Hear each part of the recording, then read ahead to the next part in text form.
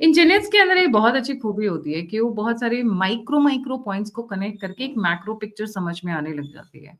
In fact that's why I am blessed to have so many engineers around me for that matter and Shivam being one of them. नमस्कार, सत श्री अकाल, राम राम सा, खंबागणी, वणक्कम, प्रणाम। आप सभी का ऑल्टरनेट मीडिया पे स्वागत है। हमारे साथ जुड़े हुए शिवम चौधरी ऑफिशियल से बहुत इंटरेस्टिंग टर्न ऑफ इवेंट्स हो रहा है। हम अपने आप को चौधरी मानते थे, हैं और रहेंगे, और हम हैं। जब बात बात होती है इंडियन ओशन की, उस इंडियन ओशन में कोई घुसने की कोशिश करी, ये हमको बर्दाश्त नहीं होगा। यूएस जहां एक तरीके, आज तो वैसे तो घुटने तो टेक ही दिए हैं ना ट्रंप ने। Trump always chicken out style में, my friend Modi will always be my friend, hiccups and वो बोलते हैं ना, अमूल फैक्ट्री की जो मक्खन की दुकान है वो आज खरीद ली थी ट्रंप ने, तो वो पूरी अच्छी तरीके से मोदी जी को मक्खन लगाने की कोशिश कर रहे थे। इतना सब कुछ क्यों बोल रही हूँ? क्यों? क्योंकि एक तरफ वो प्यारी-प्यारी बातें करें जिससे हमें अब फ़र्क नहीं पड़ता है, इट डज़न्ट मैटर, क्योंकि आप पूरी तरीके से खुल के आ चुके हो सामने। इंडियन ओशन में बहुत बड़ी एक्टिविटीज़ में इन्वॉल्व्ड है इस वक़्त US, and it is not just the ocean but also the countries. अगर मैं बे ऑफ बंगाल की बात करूँ तो सीरीज़ ऑफ कंट्रीज़ हैं जिसमें इस वक़्त यूएस और उनकी सीआईए और उनकी पूरी की पूरी मशीनरी लगी हुई है। रीज़न, तख्तापलट ही नहीं कर रहे हैं वो, गवर्नमेंट रिजीम चेंज ही नहीं कर रहे हैं वो पूरे के पूरे साउथ ईस्ट एशिया को अपने पास कब्जे में करना चाहते हैं, क्योंकि एक प्रेडेटर को एक होस्ट चाहिए होता है हर वक़्त, ज़िंदा रहने के लिए। सभी को पता है किस तरीके से यूएस डाउनफॉल में है, अब उनको ज़िंदा रहने के लिए ना सिर्फ रेयर अर्थ एलिमेंट्स चाहिए, बल्कि और जगह से जहाँ से वो खा सके। कंज्यूमरिज़्म, प्रेडेटर की आदत क्या है? वो दूसरों के ऊपर ज़िंदा रहता है। यूएस ने बहुत दिन तक मिडल ईस्ट के ऊपर जिंदा रहा है। कभी यहाँ वॉर, वहाँ वॉर, ये वॉर, वो वॉर, अपनी आर्म्स फैक्ट्री चलाते रहे हैं, डॉलर छापते रहे हैं। अब वो एरिया सूख गया है, उस एरिया में कुछ अब रह नहीं गया ज्यादा एक्सप्लॉइट करने के लिए। तो अब हरा भरा एरिया कौन सा है? Now let's move to the south east Asia, क्योंकि वहां पर अभी सिविलाइजेशंस बाकी हैं, वहां पर अभी थोड़ी तरक्की हो रही है, लोगों में शांति है। तो अब मैं वहां पर अटैक करूंगा। Series of countries under target of United States of America. Shivam, a very warm welcome on the show. The platform is yours. जी। जी गायत्री जी नमस्कार, सभी दर्शकों को जय श्री राम। देखिए, कोई चौधरी बनना चाह रहा है नहीं चाह रहा है पता नहीं, देखिए हम तो चौधरी हैं। अब बात शुरू करते हैं मुद्दे की। देखिए, अमेरिका का जो पूरा का पूरा एक हमेशा से रहा है कि किसी तरीके से जो बे ऑफ बंगाल है, इंडियन ओशन है, 50-60 साल पुराना उसका प्रोजेक्ट है, वो चाहता है इस एरिया में आने के लिए। उसने शुरुआत भी की थी, लेकिन वो मिडिल ईस्ट में जाकर बिजी हो गया, वियतनाम, बहुत सारी ऐसी चीजें हो गई जिसकी वजह से उसका ध्यान नहीं आया। लेकिन अब वो वापस से इस एरिया में अपनी प्रेजेंस बढ़ाना चाहता है, इसको रिक्लेम करना चाहता है। रिक्लेम तो नहीं कहूंगा, लेकिन हाँ, इसमें एंट्री वो चाहता है। और उसने जो मल्टीपल कंट्रीज हैं जिनका जो एक तरीके से मुंह बे ऑफ बंगाल की तरफ, इंडियन ओशन की तरफ खुलता है, उनको अब उसने निशाना बनाना शुरू कर दिया है। हम लेटेस्ट से शुरू करते हैं, फिर बताएंगे कि पीछे क्या क्या होता रहा, उसे कनेक्ट करेंगे। सबसे जो लेटेस्ट उदाहरण है वो इंडोनेशिया का। इंडोनेशिया दुनिया की सबसे बड़ी मुस्लिम आबादी वाली कंट्री है। अभी हो क्या रहा है, जो इंडोनेशिया के अंदर जो राष्ट्रपति है, प्रबावो सुबियांतो, वो एक तरीके से उनका तख्ता पलट करने का प्रयास है। वहां पर बहुत सारा एक तरीके से क्योस शुरू हो गया। जब फेब में वो चुनकर आए थे चुनाव, तभी से अमेरिका की नजरें यह है, क्योंकि अमेरिका ऑलरेडी उन्हें बैन कर चुका। देखिए, अमेरिका नहीं पाला, अब अमेरिका ही उनका विरोध कर रहा है।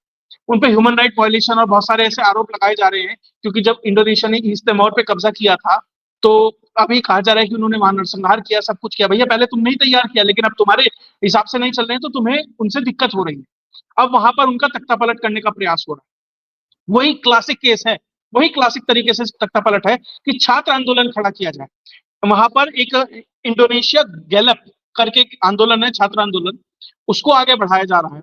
साथ ही अभी वहां पे कुछ रिफॉर्म्स हुए थे, कुछ बातें हुई थी इंडोनेशियन पार्लियामेंट के अंदर, कुछ भत्ते बढ़ाए गए थे एमपीज के लिए, तो उसकी बात उठाकर वहां पे आंदोलन किया जा रहा है। और इसी आंदोलन के दौरान कुछ लोगों की जब मौत हो गई, तो उसको मुद्दा बनाकर और बड़ा किया जा रहा है।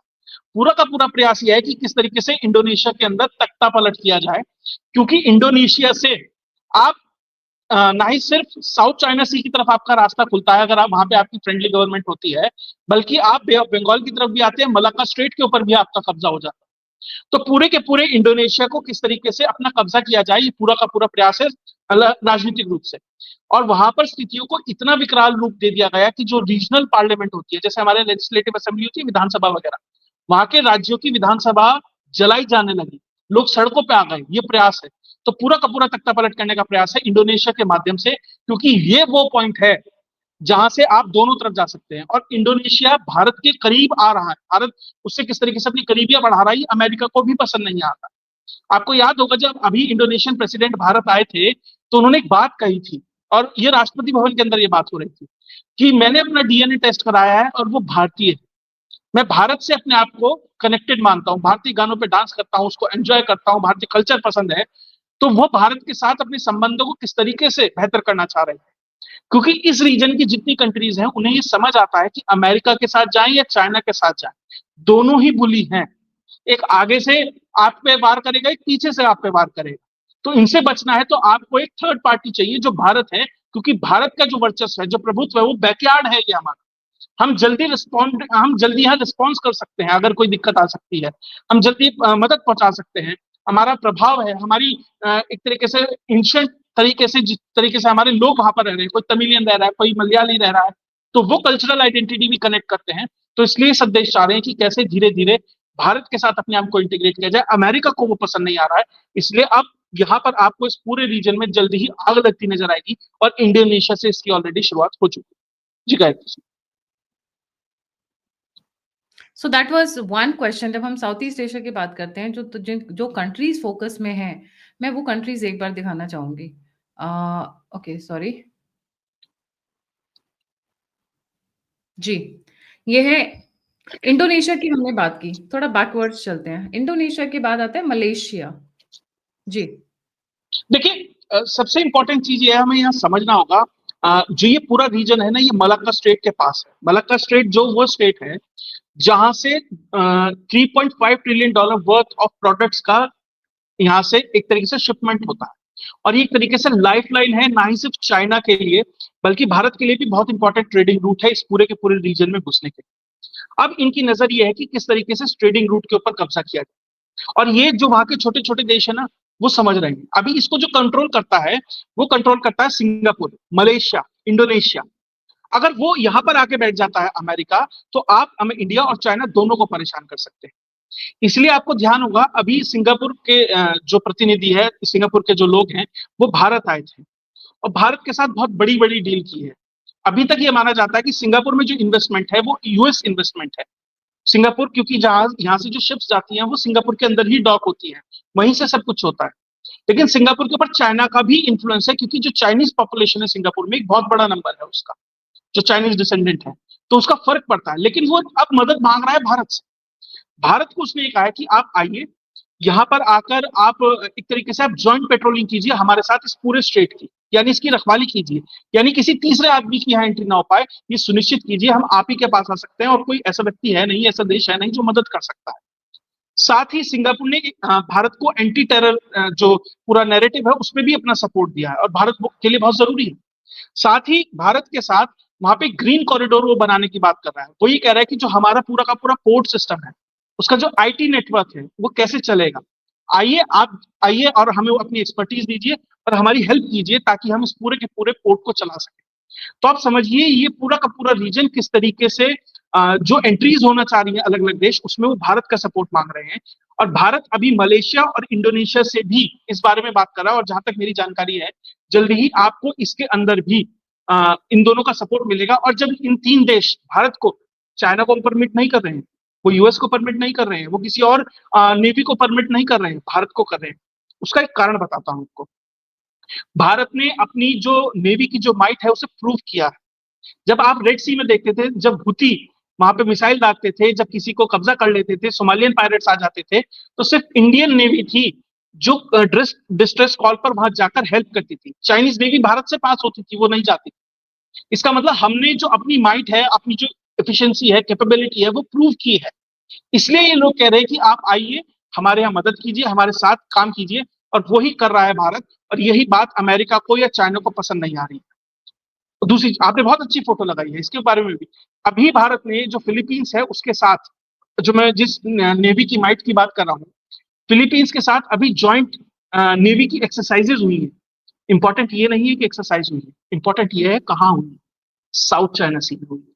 यानी कि आप चाइनीज बैकयार्ड में जाके वो काम कर रहे हैं, जो अब तक यूएस नहीं कर पाया था। इंडिया की तरफ से INS Delhi, INS Kiltan, INS शक्ति, ये भारत की तरफ से वहां पे उन्होंने पार्ट लिया। और जो फिलीपींस है उनके भी दो जो ग्रुप थे वो उसमें इन्वॉल्व थे। तो आप ये मानकर चलिए कि भारत साउथ चाइना सी में जा रहा है। भारत कह रहा है मलाक्का स्ट्रेट को पेट्रोल करेंगे, उसको सुरक्षित करेंगे। आप फिलीपींस को ब्रह्मोस दे रहे हैं, आप वियतनाम से बात कर रहे हैं, आप इंडोनेशिया को दे रहे हैं। साहब आप कर क्या रहे हैं? यही तो दिक्कत हो रही है डोनाल्ड ट्रंप को। डोनाल्ड ट्रंप तभी तो कह रहा है my friend Modi great prime minister. तभी तो चाइनीज कह रहे हैं अरे साहब आओ गले लग जाते हैं। क्योंकि आप सुमड़ी में गुमड़ी की तरह काम कर रहे हैं, आप दिखा नहीं रहे। आपके पास वो आपके पास पीआर आप यूज ही नहीं कर रहे। ब्लेसिंग इन डिस्गाइज है। अब तक हम लोग कहते थे ना भारत क्यों नहीं बताता अपनी बातें। ये ऑफ सिंदूर के बाद ब्लेसिंग इन डिस्गाइज निकल के आया कि हम बता ही नहीं रहे कुछ हमारे पास क्या है। जो हमने डिसेप्शन क्रिएट किया हुआ है ये बहुत काम आ रहा है। लेकिन ये जो कंट्रीज हैं ये समझ रही हैं कि इंडियन नेवी जब काम कर रही है तो किस तरीके से कर रही है, आर्मी किस तरीके से काम कर रही है, इंडियन डिप्लोमेसी किस तरीके से चल रही है। इसलिए वो आपको मलक्का स्ट्रेट में फलीभूत होती दिखाई दे रही है। इसलिए इन लोगों को अब दिक्कत हो रही है। जी गायत्री जी। सिंगापुर का सबसे बड़ा डेवलपमेंट आया जिसने एक्चुअली जिसकी वजह से हमारा ध्यान पूरे के पूरे साउथ ईस्ट एशिया की तरफ गया। कमिंग टू सिंगापुर जी। हम देखिए सिंगापुर के साथ अब ऐसा नहीं होगा कि जब हम वहां जाएंगे सिर्फ आईटी सर्विसेज प्रोवाइड कराएंगे, तो हम वहाँ इन्वेस्टमेंट भी लेके जाएंगे। हम वहां पे उस चीज को और बेहतर देखिए। अगर आपने वहां का आईटी सिस्टम अपने हाथ में लिया तो एक तरीके से आपने उसका जो नर्व सेंटर है उसको आपने पकड़ लिया। आपको पता है।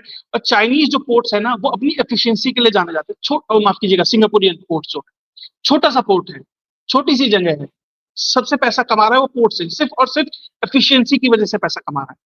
अब उसमें अगर भारत वहां जाता है ना ही सिर्फ उसमें पार्ट लेगा, बल्कि हो सकता है कि भारतीय जो कंपनीज हैं वो उस चीज से बहुत कुछ सीख के भी आए।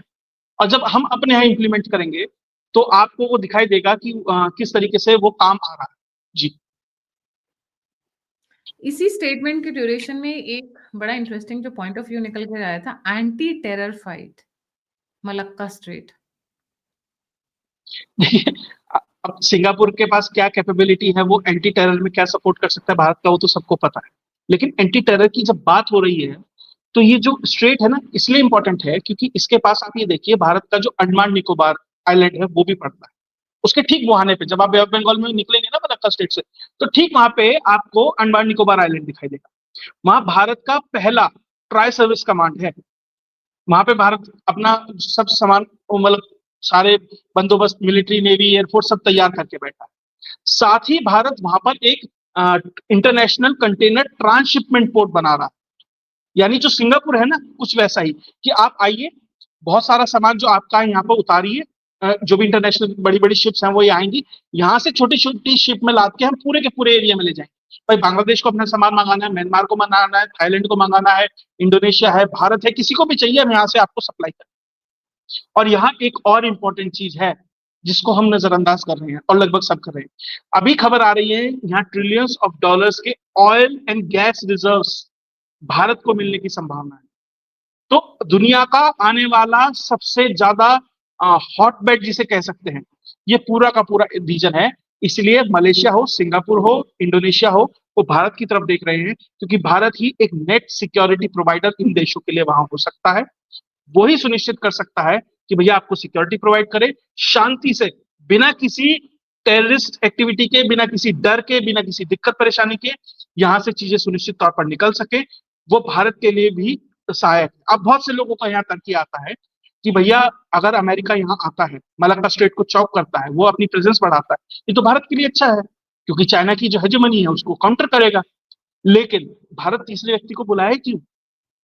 जब हम कैपेबल है, जब हम साउथ चाइना सी तक जा सकते हैं, जब हम रेड सी तक जा सकते हैं, तो भैया मलक्का स्ट्रेट में खड़े होकर सिक्योर नहीं कर सकते? हमें उसके लिए अमेरिका की क्या जरूरत है?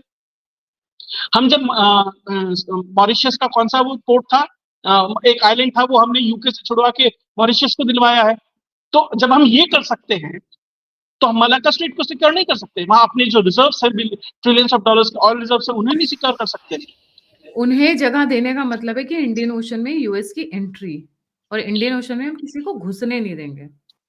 It's as simple as. आपने बिल्कुल सही कहा। देखिए मैं उसका भी उदाहरण देता हूँ, बहुत अच्छा कहा। सेंट मार्टिन आइलैंड चाहते थे बांग्लादेश के अंदर, छोटा सा आइलैंड था। अमेरिका आ जाती तो क्या हो जाता?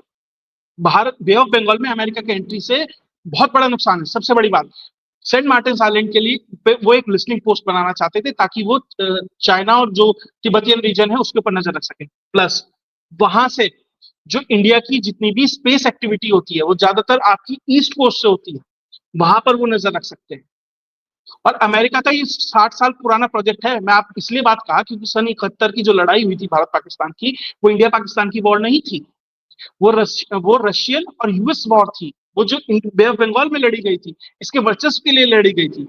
रशियन ने वहां पर एक तरीके से अमेरिका को मार दी, वो चीज थी वो। और वो तब से वो चाहते हैं कि इस रीजन में एंट्री की जाए। इसलिए बांग्लादेश का जो सेंट मार्टिन आइलैंड था वो वहां पर एंट्री चाहते थे, ताकि पूरे बे ऑफ बंगाल में आने के लिए उनके लिए एंट्री रूट हो। और इस पूरे प्रोजेक्ट को, जो पूरा प्रोजेक्ट आपका चल रहा है कि बांग्लादेश में क्या किया जाए, मलाक्का स्ट्रेट में क्या किया जाए, इंडोनेशिया में क्या किया जाए, उसके लिए आपको पैसा चाहिए। और पैसा आएगा कहां से? पैसा आएगा गोल्डन ट्रायंगल से, जो Myanmar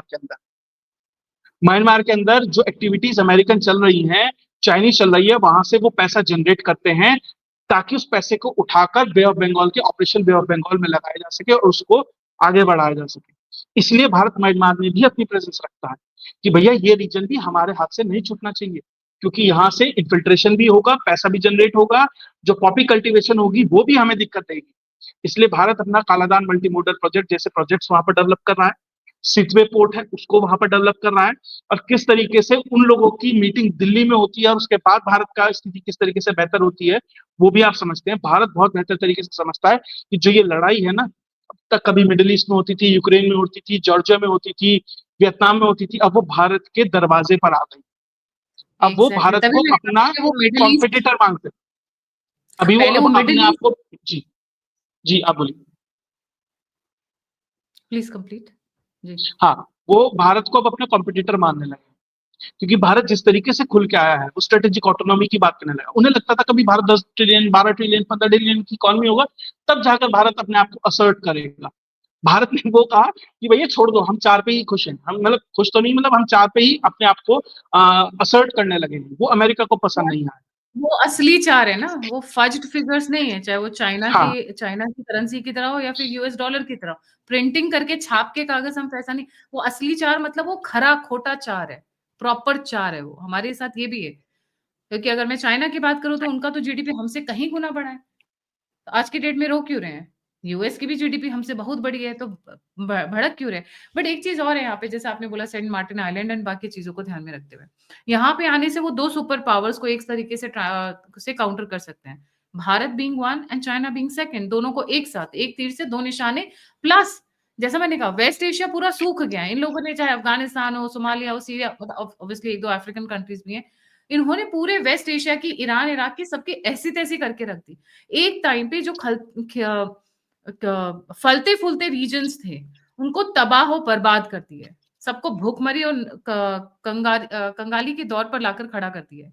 Iraq was once upon a time a flourishing nation, जब इन्होंने उसका बंटाधार किया।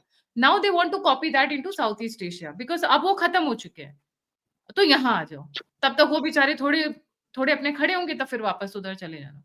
दे are locating geographies across the world कि कहाँ से हम पैसा निकालें और कहाँ पे हम एज अ प्रे और प्रेडेटर की तरह काम करें, जिससे हमारी जनता हमेशा अय्याशी में रहे, हम अय्याशी रहे। उनकी जनता भी क्या रह रही होगी अय्याशी में। आई रियली वंडर, क्योंकि आजकल जो वीडियोस आ रही हैं, ये जो ज़ॉम्बी वाली पिक्चर्स और photograph, they are very terrifying Radha. ऐसा लगता है कि भैया हमें ऐसी जगह जाना ही नहीं है। एनीवे, कमिंग बैक, आपने बात की बांग्लादेश की। अब एक और कंट्रीज जिनके बीच में इन्होंने आग लगाई हुई है, that is Thailand and Cambodia. जी।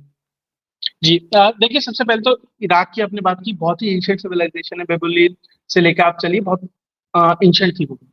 दूसरी चीज, आपने एक बात कही कि यहाँ पर हम दो देशों को, दो महाशक्तियों को काउंटर कर रहे हैं बे ऑफ बंगाल में, लेकिन एक चीज समझिए, ये दो महाशक्तियां ऐसी हैं जो कभी भी अपने यहाँ अपनी जमीन पर लड़ाई नहीं लड़ती, वो किसी तीसरी एंटिटी के यहाँ जाकर लड़ाई लड़ती। और बे ऑफ बंगाल में अगर ये क्लैश आता है तो भारत के लिए बहुत अच्छा नहीं है, क्योंकि अगर चाइना यहाँ आके कुछ करता है, अमेरिका कुछ आके करता है, फिर तो एक तरीके से यूक्रेन हो गया ना, कि रशिया और यूएसए यूक्रेन के अंदर लड़ रहे हैं। भारत वो कभी नहीं चाहेगा कि अब भारत पहले ही इतना मजबूत होकर आके खड़ा हो जाए कि इन दोनों को वो स्पेस ही ना मिले कि आके यहाँ लड़ सके। ये बहुत जरूरी है भारत के लिए। और आपने थाईलैंड की बात की, बिल्कुल, थाईलैंड भी एक, क्योंकि वो भी बे ऑफ बंगाल में खुलता है। अब जो थाईलैंड है वो प्रो, आप यूएस कह सकते हैं। अभी थाईलैंड और कंबोडिया की लड़ाई हुई, एक हिंदू टेम्पल अंकोर वट के ऊपर हुई है। और वो भी एक चाइना समर्थित है, एक यूएस समर्थित है, और वो वहां पे हो रहा था। तो इसलिए आप समझिए कि जो पूरा का पूरा है, आप ऊपर चलेंगे बांग्लादेश है, फिर म्यांमार है, फिर थाईलैंड है, फिर आप नीचे आएंगे इंडोनेशिया है, तो पूरा का पूरा जो ये सर्कल है, आप बेहतर तरीके से समझ सकते हैं कि हर एक को एक्टिवेट किया जा रहा है, हर एक से ये प्रयास। थाईलैंड में चाइना भी अभी एंट्री चाहता है। चाइना भी वहां से कैनाल काट रहा है, क्रा कैनाल करके है, कि भैया आओ से मलक्का स्ट्रेट से ना आना पड़े, जो मलक्का डिलेमा कहा जाता है उसके लिए, क्योंकि वो एक बहुत छोटा सा पॉइंट है, कहीं तो बस सिर्फ 28 किलोमीटर चौड़ा है, कि बस एक भारत की कोई एक शिप जाकर खड़ी हो जाए, बहुत है। 28 किलोमीटर कितना होता है, कुछ भी नहीं होता। तो वो चोक पॉइंट अगर आप वहां क्रिएट कर देते हैं, तो उस मलक्का डिलेमा से बचने के लिए वहां से वो कैनाल काटना चाह रहा था। आप कितना सक्सेसफुल होगा नहीं होगा, आप एक बात बताइए, पनामा कैनाल तो बहुत छोटी सी है, उसे काट के बनाने में कितनी मेहनत लगी है। आप थाईलैंड में से पूरा इतना बड़ा काट के बनाएंगे तो बहुत ही ह्यूमंगस प्रोजेक्ट है, और आज के समय में बीआरआई का ही प्रोजेक्ट है।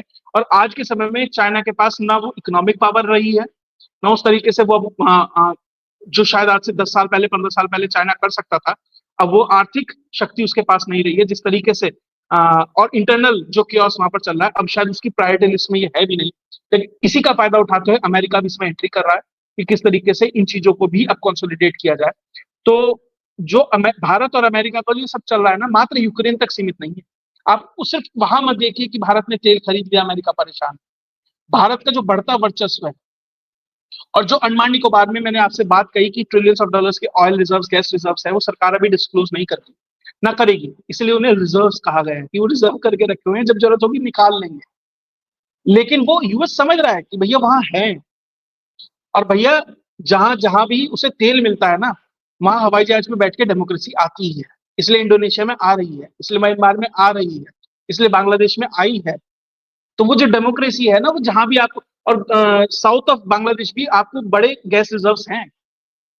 तो वो जो रीजन्स हैं जहां भी आपको तेल, गैस, खनिज पदार्थ, या आपको कहीं ट्रेड रूट है, कोई इकोनॉमिक पावर हाउस है, जहां भी वो दिखाई देगा, वहां डेमोक्रेसी जरूर चाहिए होगी, और अमेरिका सुनिश्चित करेगा कि मेरे फाइटर जेट पे बैठ के आए। अभी वेनेजुएला भी पहुंचने वाली है, देखते हैं, मरीन्स तो पहुंच गए हैं, जल्दी डेमोक्रेसी भी पहुंच जाएगी वेनेजुएला, कुछ शिपें नहीं, वहां नहीं, पहुंच रहे हैं डेमोक्रेसी लेके। वहाँ के लोगों ने बोल दिया कि हमें डेमोक्रेसी नहीं चाहिए, अपना फ्लाइट घुमाओ और वापस लेकर जाओ, नहीं उनके तो यहाँ पे बोलने से बैठे कुछ नहीं होता, गायत्री जी, उनके बोलने से कुछ नहीं होता, सब बोलते हैं। इराक भी बोल रहा था, ईरान भी बोल रहा है, सब बोल रहे हैं, लेकिन ना, ट्रम्प तो डेमोक्रेसी बांट के रहेगा। और ध्यान दीजिएगा, उसे असली डेमोक्रेसी का लेसन कोई सिखा रहा है तो भारत सिखा रहा है। वो बता रहा है कि डेमोक्रेटिक पावर से चुने हुए एक व्यक्ति में कितनी ताकत हो सकती है, और असली डेमोक्रेसी जब काम करती है तो किस तरीके से काम करती है, डोनाल्ड ट्रम्प भली भांति समझ रहा है आज के समय। जी। जी। तो यहाँ पे चाइना क्या कर रहा है? अब ये सारी कंट्रीज़ हमने सबका बात कर लिया, बांग्लादेश हो गया, चाहे म्यांमार हो गया, थाईलैंड, कंबोडिया, वियतनाम के बारे में भी पॉइंट्स कवर करते हैं, Malaysia, Singapore, Indonesia and Philippines. इनको हमने कवर किया। यहाँ पे आई एम श्योर चाइना भी कुछ ना कुछ अपनी स्ट्रैटेजी निकाल, बिकॉज़ ये सारी countries they are backyards of China. तो चाइना का यहाँ पे इन्फ्लुएंस बहुत तगड़ा है, बहुत स्ट्रॉन्ग है। उसको डाउन करने के लिए भी तो ये बहुत सारी एक्टिविटीज़ कर ही रहा होगा, और चाइना काउंटर में कुछ कर रहा होगा। जी। देखिए, जैसे देखिए, चाइना की फिलहाल प्रायोरिटीज ताइवान है। वो चाहता है कि किसी तरीके से ताइवान जो वाला सेगमेंट है उसको किया जाए। देखिए, अगर यूएस की यहाँ एंट्री होती है तो ताइवान भी तो कितना पास है ना उसके लिए। कोई मिले फ्यूचर में आपको कोई एक्शन लेना है, कुछ भी करना है, नजर रखनी है, तो आप ताइवान के बहुत करीब पहुंच जाते हैं, वो भी उसका प्रायोरिटी है। चाइना के पास भी देखिए, चाइना भी लगा है, वो भी अपनी चीजों को असर्ट करना चाहता है। अभी मान लीजिए फिलीपींस के साथ भारत की एक्सरसाइज हुई, तो ध्यान रखिएगा पूरी एक्सरसाइज को जो पीएलए है, जो पीएलए की नेवी है, उसने एनसर्कल करके रखा हुआ था, नजर बनाई हुई थी दरअसल ये कर क्या रहे हैं। तो वो भी उस मॉनिटरिंग स्टेज के अंदर है। चाइना भी प्रयास करेगा सिंगापुर के अंदर मेरा जो इन्फ्लुएंस है उसको असर्ट किया जाए, उसको बढ़ाया जाए, क्योंकि जो चाइनीज पॉपुलेशन है, लाओस है, कंबोडिया है, ये तो एक तरीके से वर्चुअली चाइना के लिए ही काम करते हैं, चाइना के साथ ही जुड़े हुए हैं। तो वो भी इसमें प्रयास है। थाईलैंड का मैंने आपको बताया, बांग्लादेश का, म्यांमार में आप देखिए, वहां पर भी वो एक अपना पोर्ट डेवलप कर रहा है, क्यून फुन कुछ ऐसे करके नाम है, बहुत अटपटे से नाम होते हैं। तो वहां पर भी वो अपना पोर्ट डेवलप कर रहा है। तो हर जगह चाइना भी अपनी टांग फंसाना चाहता है। लेकिन जिस तरीके से फिलहाल अमेरिकन जो नोटोरियस एजेंसी है, उसका नाम नहीं लूंगा, वो जिस तरीके से अभी उसकी जो पावर है, जिस तरीके से वो काम करती है, चाइनीज शायद उतने कैपेबल नहीं है। लेकिन चाइना बिल्कुल चाहेगा जो ये वाला रीजन है, अपने आप को वहां पे उसका इन्फ्लुएंस बना रहा है, उसके लिए काम कर रहा है। एक तरीके से ये फ्यूचर बैटल ग्राउंड में देखता हूँ, दो महाशक्तियों के बीच में, अमेरिका और चाइना, और बीच में भारत है। अब भारत कब तक रेजिस्ट कर पाएगा, कितना रेजिस्ट कर पाएगा, किस तरीके से इनको संभाल पाएगा, ये देखना है। लेकिन हाँ, आने वाला जो थिएटर ऑफ एक्शन है वो आपको बे ऑफ बंगाल में ही दिखाई इंडियन ओशन, हम जैसा हमारे 2 बाहें हैं एक तरीके से, इंडियन ओशन और हाँ, अरेबियन अरेबियन सी और बे ऑफ बंगाल और फिर नीचे पूरा इंडियन ओशन। नीचे पूरा इंडियन ओशन। ये भारतीय महाद्वीप की तरफ बढ़ने की कोशिश कर और रहे हैं। और हाँ, निशाना और भारत इसमें बहुत सारे देशों को दिक्कत भी है, चाइनीज है, पाकिस्तानी है, वो ये कहते हैं इसे एफ्रो एशियन ओशन कहिए, आप इंडियन ओशन क्यों कहते हैं? काय तो को उनको बोलूँ? दिक्कत ये काय को बोलूँ? मैं तो अपने है। व्यूअर से बोलूँगी हर जगह इंडियन ओशन बोलिएगा या भारतीय महासागर, हिंद महासागर, ये टर्म्स यूज़ करिए because they want us to use Asian, Asian African. International nomenclature ही है वो, इंडियन ओशन ही है, उनके कहने से कुछ नहीं होता है, वो ना, इंटरनेशनली ना, ना, वो ना, वो ही नहीं, रहेगा। शिवम, नहीं, चाइना की स्ट्रैटेजी क्या है कि वो इतना फ्लड कर देते हैं ना, एक पर्टिकुलर टर्मिनोलॉजी को या इसको हम बार-बार मिडल ईस्ट बोलते हैं। It's not middle east for India, it's west ना, Asia for us. West for Asia, US west Asia. It is middle east, right? तो वो एक टर्मिनोलॉजीज़ को इतना फ्लड कर देते हैं कि वो धीरे-धीरे बच्चों की साइकी में या जो लोग पढ़ रहे हैं उनकी साइकी में आ जाता है, अननोइंगली आ जाता है। इसलिए Indian ocean, Indian ocean, Indian ocean, Indian ocean बोलते रहिएगा, इंडियन ओशन। जी, तो देखते हैं ये इंडियन ओशन की तरफ बढ़ चुके हैं। अब पूरा मिडल ईस्ट का भट्टा बिठाने के बाद अब इनको इधर थोड़ी हरियाली है, थोड़ा ग्रोथ है, लोग अभी सीधे-साधे हैं, क्रिश्चियनिटी थोड़ी कम है, तो डेमोक्रेसी और क्रिश्चियनिटी दोनों पायलट प्रोजेक्ट पे आएँगे, दोनों वो हेलीकॉप्टर के ऊपर इंडिया में भी चाहते हैं वो एक क्रिश्चियन स्टेट बनाना नॉर्थ ईस्ट में, वो उसी प्रोजेक्ट का हिस्सा। नॉर्थ ईस्ट की तो बात हो ही रही है, स्टालिन किस तरीके से मिल बैठ रहे हैं आजकल बहुत सारे क्रिश्चियन लोगों से और इंटेलिजेंस ऑफिसर से, वो छुपी हुई बात नहीं है, उसके ऊपर एक हम और एक चीज शो। बताता हूँ गायत्री जी, हम हुँ। सिर्फ स्टालिन पे नजर रखे हैं, हम सिर्फ नॉर्थ ईस्ट में नजर रखे हैं। आप ये ध्यान दीजिए कि बिहार इलेक्शन में क्रिश्चियनों को किस तरीके से इस्तेमाल कर रहा है विपक्षी संगठन गठबंधन, इसीलिए तो और उसमें स्टालिन को मिशनरीज की एक्टिविटी की एंट्रेंस हो गई है बिहार इलेक्शन में, वो भी बहुत इंपॉर्टेंट है। आपने क्रिश्चियनिटी की बात छेड़ी है तो इसलिए मैंने कहा एक बार उस पॉइंट को भी चिन्हित अरे किया जाए। भाभी भाभी जी जो हैं, मिसेस यादव जी जो हैं, वो क्रिश्चियन ही तो हैं। वो बिल्कुल है। तो जब पॉलिटिक्स में, राजनीति में शादियाँ, ये तो महाभारत के समय से आ रही है, होता आ रहा है और इसको लगता है भारतीय भूल गए हैं, हिंदू भूल गए हैं, बट बाकी लोग बहुत ज़्यादा अच्छी तरीके से समझ चुके हैं कि तभी तो पहले अपने समय में तभी तो अपने रिश्तेदार स्टालिन को बुलाया था तभी अपने चुनाव रिश्तेदार प्रचार में। स्टालिन। एग्ज़ैक्टली, तो वही है ना, भाभी जी तो हैं ही क्रिश्चियन, तो अब बाकी की कहानी जनता समझदार है, अब इससे ज़्यादा क्या इलैबोरेट करूँ? ऑलरेडी इंटेलिजेंट है हमारी जनता बहुत। तो बहुत कुछ अभी क्रिश्चियन मिशनरी वहाँ पे मणिपुर में, पंजाब में, नीचे साउथ में देख लीजिए। पंजाब में हम एक्टिविटी सिर्फ बढ़ने वाली है, पंजाब में एक्टिविटी बढ़ ब्लड के बाद, है। फ्लड के बाद। खालिस्तान को पैसा मिल चुका है कनाडा से, आज ही न्यूज़ रिपोर्ट आई है। अब वो क्रिश्चियन मिशनरीज़ के नाम पे और खालिस्तान के नाम पर निकलेगा वो पैसा। खालिस्तानीज़ ने आज न्यूज़ आई है कि पैसे उठाए हैं, अच्छे खासे पैसे उठाए हैं कनाडा से। सेंट्रल गवर्नमेंट ने एक गोल्डन अपॉर्चुनिटी मिस कर दी है। देखिए, फ्लड आ रहा है, लोग मर रहे हैं, मैं उसे नहीं बात करा, लेकिन ये जरूरी था क्योंकि जब स्टेट गवर्नमेंट वहां मिसिंग थी, सेंट्रल गवर्नमेंट को अपने कम से कम 3 से 4 प्रोमिनेंट मंत्री वहां उतारने चाहिए थे, पूरा उनकी मदद करनी चाहिए थी, पैसा पहुंचाना चाहिए था ताकि वो कनेक्शन मेंटेन कर सके। लेकिन वो जो गोल्डन अपॉर्चुनिटी थी वो केंद्र ने मिस करी है, एज ऑलवेज। ये भी तो हो सकता है कि इन्होंने आने नहीं दिया हो। अरे वैसे भी इतनी हिम्मत भगवान नहीं है। अरे वहाँ चलो भगवान अमित मान शाह को हम, हॉस्पिटल में हम, नहीं, अमित शाह एक फोन मिला है और भगवंत मान उसे पकड़ ले, वो कौन सा आतंकवादी था, अमृतपाल सिंह, इतनी हिम्मत नहीं है। चलिए इतनी हिम्मत देखते नहीं है। हैं। Hmm. But they missed a golden opportunity. There's no doubt about that. This was a time they could have actually won back the entire trust. anti and their trust, or they could have won back the anti BJP या जो भी उनका है anti Hindu thoughts, उसको जीत सकते थे, but वो हो गया है. Probably they are too busy with Trump and handling Trump. Too many things going on at the same time. उसका ट्रम्पेट So बज रहा है। trumpet baj rahe, probably they are working under some strategy because it looks like there's some strategy going on. इन्होंने अपने सारे पत्ते खोल के रख दिए and thankfully Bharat has not done the same thing and Modi ji has not done the same thing. ये देखिए मैं चिल्लाते रहे हम ये करेंगे वो करेंगे, एक अटैक को छोड़ के बाकी ये सब पैंतड़े अपना चुके इस बार। They don't have anything left in the kitty.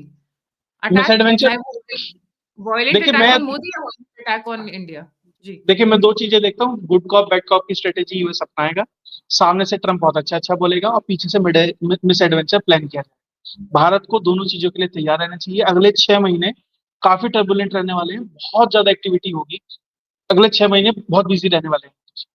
Busy रहने वाले हैं तो सभी ऑल्टरनेट मीडिया देखना ना भूलिएगा, क्योंकि हम लेटेस्ट डिटेल्स लेकर आते रहेंगे। और और टू द शिवम चौधरी भैया ऑफिशियल भी। हमने शिवम, यू डोंट नो, जो हमने ऑपरेशन 37 सावियों के साथ कवर किया था, उसकी गूंज यहाँ से लेके व्हाइट हाउस तक पहुंची है। I mean it went to that level, क्योंकि लोगों ने एक्सपेक्ट नहीं किया था कि बीजेपी के अंदर इतना ज्यादा, खुद बीजेपी के अंदर, कि लोग पीएम बनने की चाहत में खड्डे में कूदने को तैयार है। They don't know the blindly who they are supporting और who they are standing with. तो it went to that level. Operation 37 हो गया, पहलगाम हो गया, मराठा आंदोलन हो गया। कल आपने और मैंने डिस्कस भी किया था ये सारे पॉइंट्स। ये सारी चीजें एक के साथ एक हो रही हैं, और अभी इसमें एड ऑन हो सकता है, और भी एड ऑन्स हो। अभी 6 महीने और बाकी है। और अभी जिस एंगल को लेकर हमने ये वीडियो तैयार की है, ये भी किसी ने डिस्कस नहीं किया है, अभी किसी की नजर नहीं है कि ये सीरीज ऑफ इवेंट्स एक साथ अचानक क्यों शुरू हो गई। वो तो धन्य हो, शायद भारत के ऊपर महादेव का आशीर्वाद है, या वो जो तपस्वी बैठे हुए हैं, जो ऋषि मुनि बैठे हैं हिमालयस में, वो शायद भारत को बचा के रखें, या यहाँ की महिलाएं जो, मैं बोलूंगी मतलब पूजा पाठ में, या जो उनका विश्वास है वो भगवान ने मेंटेन रखा। नहीं तो जिस तरीके के अटैक होते हैं भारत के ऊपर, it's difficult to survive, honestly speaking. जी। गायत्री जी, एक बस लास्ट लाइन बोलूंगा। जैसे एक व्यक्ति के अच्छे कर्म संचित होते हैं ना, तो उसका भविष्य अच्छा होता है। ऐसे ही राष्ट्र के जो अच्छे कर्म संचित होते हैं ना, वही उसको आगे ले जाता है। बीच में 70 साल 80 साल का ये पीरियड आया, अंग्रेजों वाला पीरियड आया, हम इससे उभर गए। कितने देश ऐसी त्रासदी से उभर के आए हैं, आप बता दीजिए भारत के अलावा। ये सिर्फ हमारे सही, सत्कर्मों की वजह से है। बिल्कुल सही। Thank you so much Shivam for joining. जाने से पहले सभी व्यूअर्स से रिक्वेस्ट है, अगर आपको हमारी मेहनत पसंद आती है, हमारा डेडिकेशन पसंद आता है, तो please don't forget to like, subscribe and share. और अगर आप मुझे कंट्रीब्यूट करना चाहते हैं, सपोर्ट करना चाहते हैं, तो नंबर और यूपीआई दोनों स्क्रीन के ऊपर है। शिवम का चैनल है शिवम चौधरी ऑफिशियल, प्लीज उसे भी लाइक, सब्सक्राइब और शेयर जरूर करें। इसी के साथ जय हिंद, जय श्री राम, हर हर महादेव। जय